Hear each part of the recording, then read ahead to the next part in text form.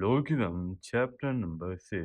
जैसा कि आपको याद होगा चैप्टर नंबर 5 के लास्ट में हमने देखा था जहाँ पर जैक डैन पार्क को जोर से मुक्का मारता है और उसके बाद डैन पार्क की पैंट उतार कर उसकी तस्वीर खींच लेते हैं पुलिस। चैप्टर नंबर 6 के स्टार्टिंग में हम देखते हैं डैन पार्क अगली सुबह नींद से उठता है और बोलता है मेरी बॉडी आज हल्का महसूस कर रही है और वह सोए सोए जंप मार कर बैठ जाता है और तैयार होकर स्कूल के लिए निकल जाता है। स्कूल में लड़के डैन पार्क को घूर घूर कर देख रही होती हैं तो बोलते हैं कितना हैंडसम लड़का है यार, काश ये मेरा बॉयफ्रेंड होता। तो वे डैन पार्क अपनी क्लासरूम में पहुंचता है जहाँ पर वो तीन बुलिस जैक और मीरा बैठे होते हैं जो कल रात के इंसिडेंट के बारे में बात कर रहे होते हैं। मीरा पूछती है क्या तुमने उस लड़के की तस्वीर बनाई थी? इनमें से एक बुली बोलता है हाँ क्यों नहीं, क्या तुम देखना चाहोगी? तभी मीरा डैनियल को बोलती है हे डैनियल इधर आओ, ये हमें कुछ फनी दिखाने की कोशिश कर रहा है। तभी बुली डैन पार्क की न्यूड पिक्चर इनको दिखाता है।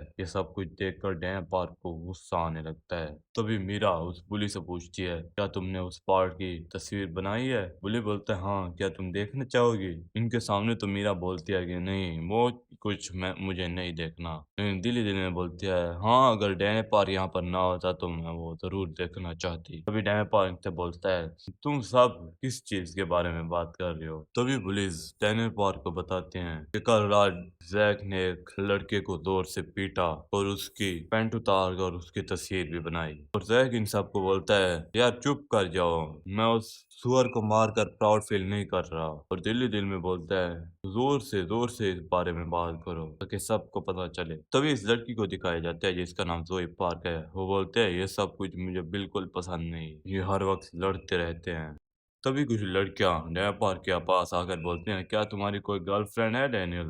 तभी डैनियल पार्क गुस्सा होकर इनको बोलता है गाइस बहुत ज्यादा बोल रहे हो। ये सब कुछ सुनने के बाद इस करेक्टर को दिखाया जाता है जिसका नाम जी है। ये भी हैरान हो जाता है, मीरा भी हैरान हो जाती है, जोई भी हैरान हो जाती है और जैक को गुस्सा आने लगता है। और जैक दिल ही दिल में बोलता है फिर से नहीं, फिर से मैं मीरा के सामने किसी के साथ लड़ना नहीं चाहता। तभी वो गुस्से से टेबल को लात मारता है जो उड़कर दूर जा गिरती है। तभी जैक डैन पार बोलता है हे तुम बहुत फनी लग रहे हो, क्या तुम्हें ये सब कुछ पता है?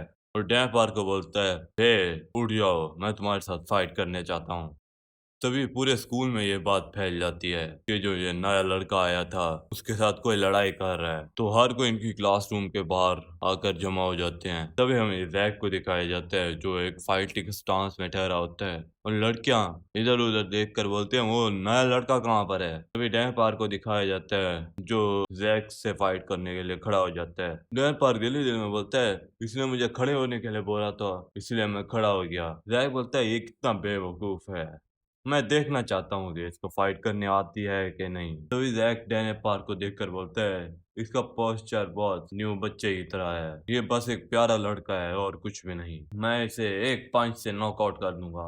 पीछे से मीरा बोलती है हे जैक रुक जाओ। तभी जैक कुछ देखकर हैरान हो जाता है। हमें दिखाया जाता है कि जे आकर जैक का हाथ पकड़ लेता है। तभी जैक बोलता है हे जे तुम क्या कर रहे हो? जे अभी भी कुछ नहीं बोलता। जे ने जैक का हाथ पकड़ा हुआ होता है तो जैक बोलता है इसकी ग्रिप बहुत ज्यादा स्ट्रांग है। तभी जैक अपने पीछे देखता है जहाँ पर मीरा ठहरी होती है, उसके सामने वो स्ट्रांग बनने की कोशिश करता है तो जोर से अपना हाथ खींचता है तो जे उसका हाथ छोड़ देता है। तभी जैक डैन पार्क की तरफ जोर से पंच थ्रो करता है, इसको देखकर डैन पार्क हैरान हो जाता है। तभी डैन पार्क के पास के कुछ मूवमेंट दिखाए जाते हैं जहाँ पर डैन पार्क की मोटी बॉडी पर उस पर लोग पंचेस थ्रो कर रहे होते हैं जिनको वो देख तो पाता है लेकिन उसके रिफ्लेक्सेस इतने अच्छे नहीं होते कि वो उनसे बच सके, जिसकी वजह से वो बहुत ज्यादा मार खाता रहता है।